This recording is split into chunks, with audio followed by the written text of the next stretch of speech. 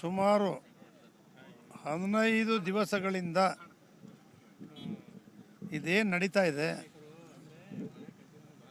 ಪ್ರಜ್ವಲ್ ರೇವಣ್ಣ ಅವ್ರ ಮೇಲೆ ಬಂದಿರತಕ್ಕಂಥ ಆರೋಪ ಏನಿದೆ,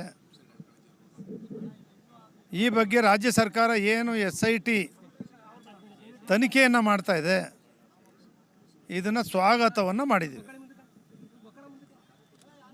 ತಪ್ಪಿತಸ್ಥರಿಗೆ ಶಿಕ್ಷೆ ಆಗಬೇಕು ಅನ್ನೋದನ್ನು ಕೂಡ ಹೇಳಿದ್ದೀವಿ.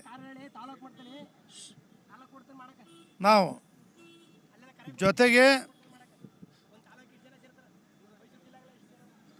ನಮ್ಮ ಸಂತ್ರಸ್ತ ಮಹಿಳೆಯರು ಏನಿದ್ದಾರೆ ಅವ್ರನ್ನ ರಕ್ಷಣೆ ಮಾಡಿ ಅವ್ರಿಗೆ ನ್ಯಾಯ ಕೊಡ್ತಕ್ಕಂಥದ್ದಕ್ಕೋಸ್ಕರ ಇದು ಯಾರು ಪೆನ್ ಡ್ರೈವ್ಗಳನ್ನು ಮಾಡಿದರು, ಬಿಡುಗಡೆ ಮಾಡಿದ್ರು, ಈ ಬಗ್ಗೆನೂ ಕೂಡ ತನಿಖೆ ಆಗಬೇಕು ಅಂತಕ್ಕಂಥ ಒತ್ತಾಯವನ್ನು ಮಾಡಿದ್ದೀವಿ.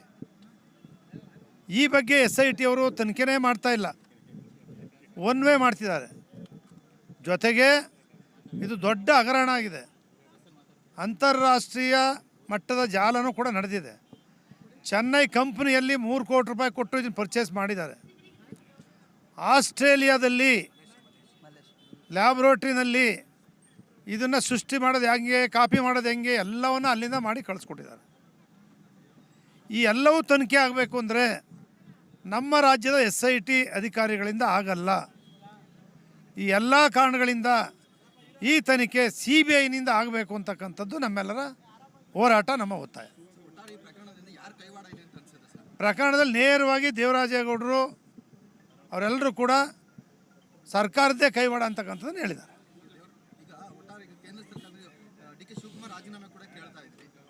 ನಾವು CBI ತನಿಖೆಯಿಂದ ಸರ್ಕಾರನೇ ಹೋಗುತ್ತೆ.